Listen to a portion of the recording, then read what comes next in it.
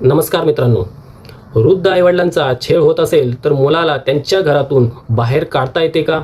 याबाबत सुप्रीम कोर्टाने नुकताच महत्त्वाचा निर्णय दिला आहे. रविकांत गुप्ता विरुद्ध स्टेट ऑफ उत्तर प्रदेश या प्रकरणात 4 ऑगस्ट 2026 रोजी सुप्रीम कोर्टाने स्पष्ट केले की maintenance and welfare of parents and senior citizens act 2007 अंतर्गत असलेल्या ट्रिब्युनलला वरिष्ठ नागरिकांचे संरक्षण आणि देखभाल सुनिश्चित करण्यासाठी आवश्यक असल्यास मुलाला किंवा कुटुंबातील व्यक्तीला घरातून बाहेर काढण्याचा आदेश देता येतो.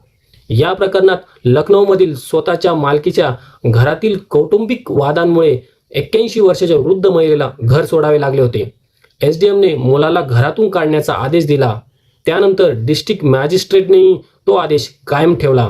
मात्र अलाहाबाद हायकोर्टाने असा आदेश देण्याचा अधिकार नाही असे म्हणत दोन्ही निर्णय रद्द केले. यानंतर मात्र सुप्रीम कोर्टाने हायकोर्टाचा निर्णय रद्द करून मुलाला घरातून काढण्याचा आदेश पुन्हा कायम केला. पण लक्षात ठेवा, प्रत्येक कौटुंबिक वादात मुलाला सरळ घरातून काढता येईल असे नाही. वृद्ध आईवडिलांचे संगोपन, संरक्षण आणि सन्मान सुरक्षित करण्यासाठी घरातून काढणे आवश्यक आहे असे संबंधित प्राधिकरणाला वाटणे आवश्यक आहे. अशाच महत्त्वाच्या लीगल अपडेट्ससाठी चॅनलला सबस्क्राईब करा. धन्यवाद.